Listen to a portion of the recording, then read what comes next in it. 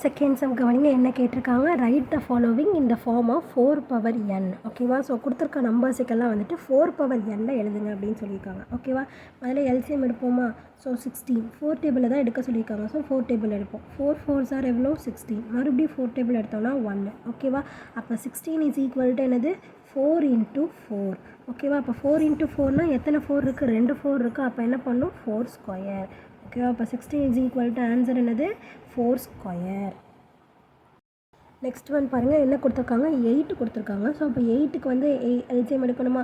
So 4 table எடுத்தோம் அப்படின்னா 2 4s R 8, 2 table எடுத்தால் 1. ஸோ அப்போ 8 இஸ் ஈக்குவல் டு நம்மளுக்கு என்ன கிடைக்கிது 4 × 2 அப்படின்னு சொல்லிட்டு நம்மளுக்கு கிடைக்குதா. ஆனால் நம்மளுக்கு என்ன தேவை 4 தான் தேவை. ஸோ அப்போ என்ன பண்ணலாம் அப்படின்னா 2ஓட ஸ்கொயர் வந்துட்டு என்னது 4. அதை 2 2 தடவை மல்டிப்ளை பண்ணோம் அப்படின்னா 2 × 2 2 தடவை. ஓகேவா. க்யூப்னா 3 தடவை அப்படின்னு அர்த்தம். ஸோ 3ஆல் மல்டிப்ளை பண்ணக்கூடாது, 3 தடவை மல்டிப்ளை பண்ணணும். ஓகேவா.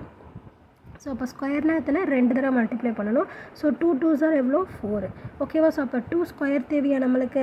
அப்போ நம்ம என்ன பண்ணுறோம் அப்படின்னா ஒரு 2 மல்டிப்ளை பண்ணிக்கிறோம், ஒரு 2 டிவைட் பண்ணிக்கிறோம். ஓகேவா. இப்போ இது இருந்து கேன்சல் பண்ணுறப்போ 2 பவர் 1 கிடச்சிரும்ல. அப்போ என்ன பண்ணுறோம் நம்ம ஒரு 2 மல்டிப்ளை, ஒரு 2 டிவிஷன்.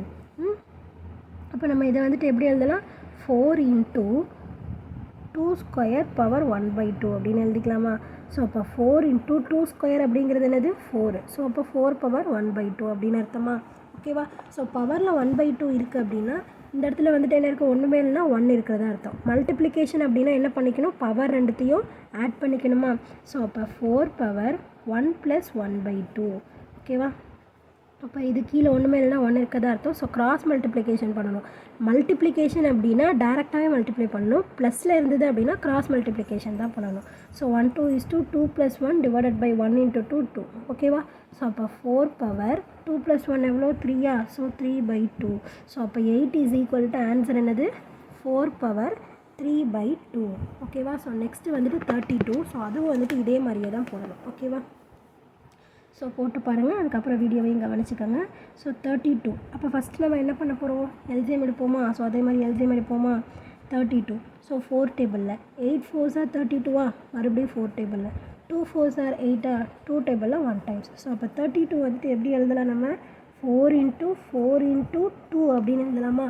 ஸோ லாஸ்ட் சம்லேயே நான் சொன்னேன் 2 வந்தது அப்படின்னா நம்ம என்ன பண்ணிக்கலாம் பவரில் வந்துட்டு 2 மல்டிப்ளையும் 1/2 அதாவது மல்டிப்ளை அண்ட் டிவிஷன் ஆஃப் 2 பண்ணிக்கலாம் அப்படின்னு சொல்லிட்டு சொன்னோன்னா. ஸோ அதே தான் பண்ணுறோம். ஸோ 4 × 4 அப்படிங்கிறப்ப எத்தனை 4 இருக்குது 2 இருக்கா. ஸோ அப்போ 4 ஸ்கொயர். ஓகேவா.